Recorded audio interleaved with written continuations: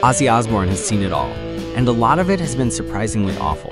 The Black Sabbath vocalist, reality show dad, and solo superstar has been wealthy and famous beyond his wildest dreams since the 1970s, and during that time he has sampled almost every vice in the book.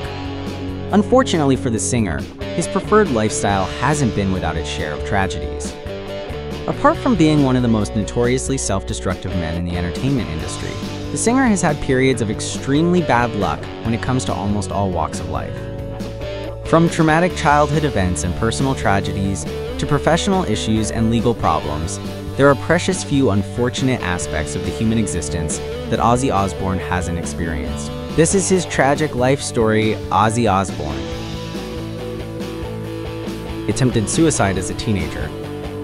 According to the 2004 book, Ordinary People Are Story, county written by Ozzy Osbourne and his wife Sharon, Osbourne's childhood was not an easy one.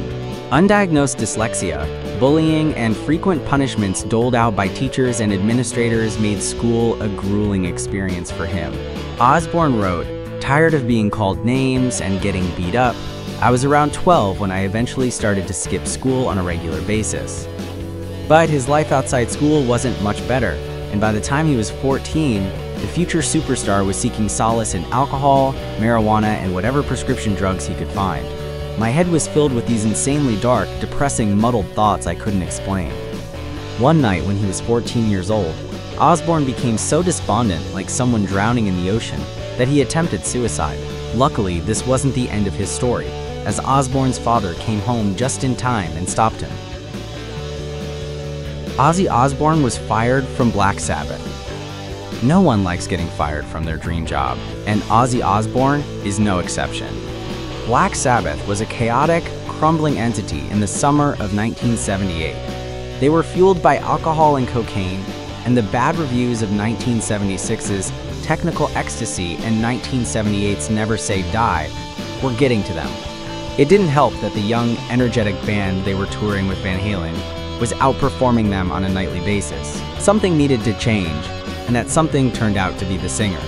With his collection of childhood traumas and abuse, Osbourne's self-worth was intertwined with the success and praise the band had received up to that point. A couple years of poor reviews and rejection were enough to destroy his confidence, and he found it difficult to work with the band. Instead, he escaped the cruel world by diving in a pit of drugs and alcohol, and kept making excuses to his band members. The others kept trying to get their lead singer back on track, but ultimately, they had no choice but to fire him in 1979. Although they have since reunited, Osbourne continues to view this as an act of betrayal. He admits that he was wasted out of his mind at the time, but he feels it was hypocritical to fire him because of that. After all, most of the others were using drugs and alcohol as heavily as he was. Brutally neglected his first wife. To say Ozzy Osbourne was a bad husband to Thelma Riley is to throw away a perfect opportunity to use the word abysmal. According to his autobiography, I Am Ozzy, the man himself is fully aware of this, and very ashamed of the way he treated his first wife. As Osbourne puts it, "I put that woman through hell. I should have never married her. She didn't deserve it. She wasn't a bad person, and she wasn't a bad wife. But I was a fucking nightmare." That may seem like an older man ruthlessly flagellating himself over the mistakes of his younger self, but the Prince of Darkness was just as bad as he describes, if not worse. He married Riley in 1971 and spent the vast majority of their time together living like a married bachelor.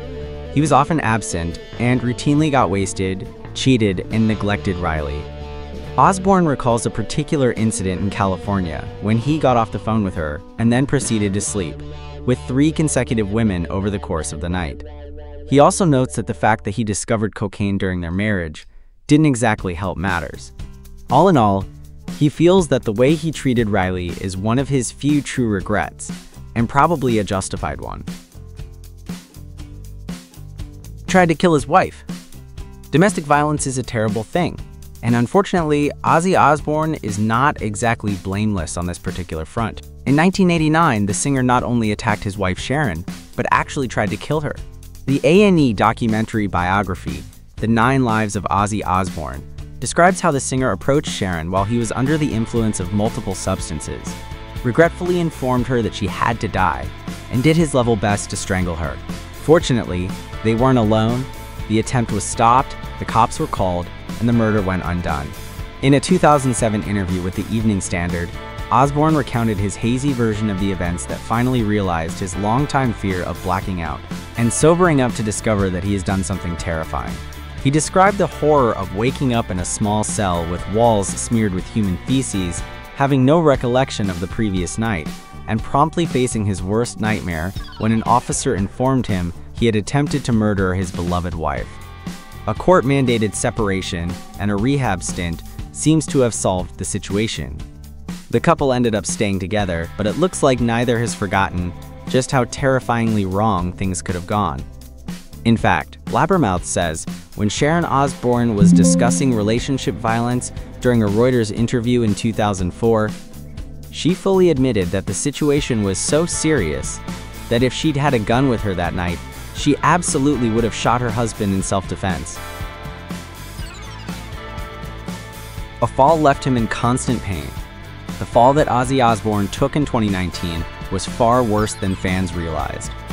The impact dislodged pins that were placed in his neck after his 2003 ATV accident, and he was forced to endure several surgeries on his spine that left him in a state of chronic pain. Looking back on that night, Osbourne told the Daily Mail that he lost his balance while on his way to the bathroom and smashed down face first. He said, "I saw this big white flash when I hit the floor, and I thought, you've finally done it now. I knew it was bad. I thought I was paralyzed." The period after the accident proved to be sheer misery for him. "The pain is constant. The first 6 months I was in agony," admitting he felt that he was at death's door because of the intensity of his suffering. When a nurse asked him to describe the level of pain he was experiencing on a scale from 1 to 10, the number he gave her was 55. He said, 6 months of waking up in the morning and being unable to move is a miserable existence. Recalling those grim and painful months of recovery,